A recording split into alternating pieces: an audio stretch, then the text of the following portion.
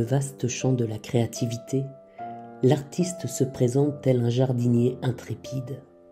Armé d'un regard curieux et de mains expertes, il parcourt la campagne pour récolter des graines délicates, celles des pâquerettes et des soucis.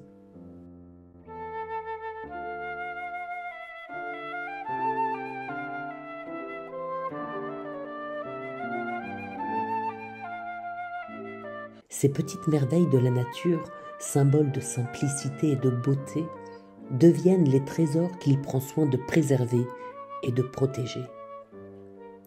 Cependant, ce n'est pas dans le but de cultiver un jardin à proprement parler que notre artiste récolte ses graines, mais plutôt de les offrir comme un présent précieux à un groupe tout à fait différent.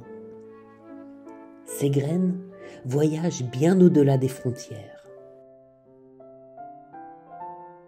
Elles ne sont pas destinées à un sol fertile, mais plutôt à des esprits féconds, à des professionnels de crèche qui ont fait de l'épanouissement des tout-petits leur vocation.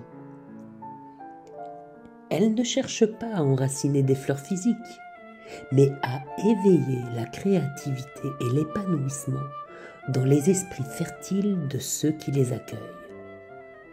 Ces graines ne donnent pas naissance à de simples fleurs, mais à de futures créations artistiques.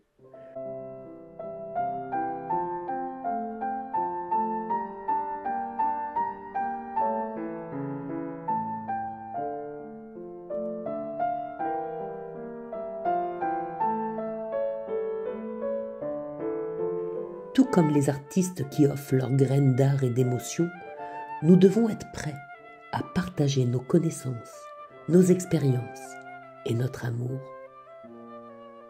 Les professionnels de la petite enfance, tels des jardiniers de l'âme, s'emploient à grandir et faire grandir ces petits êtres avec une attention toute particulière.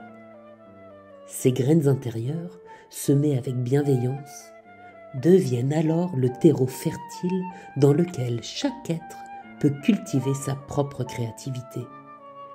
Les couleurs de nos pensées, les textures de nos émotions, les sons de nos expériences et les formes de nos rêves s'entremêlent pour créer un jardin d'exploration sans fin. Chacun, à la manière des pâquerettes et des soucis, qui fleurissent sous les soins tendres du jardinier, peut épanouir son âme sous l'attention bienveillante des autres. Nous sommes tous à la fois artistes et jardiniers, détenteurs de précieuses graines intérieures et dispensateurs de sagesse et d'amour. C'est une symphonie enchanteresse d'éveil artistique qui commence en nous-mêmes et s'épanouit dans le monde qui nous entoure. Pour véritablement changer les autres, nous devons d'abord commencer par nous-mêmes, en cultivant la conscience de notre propre jardin intérieur.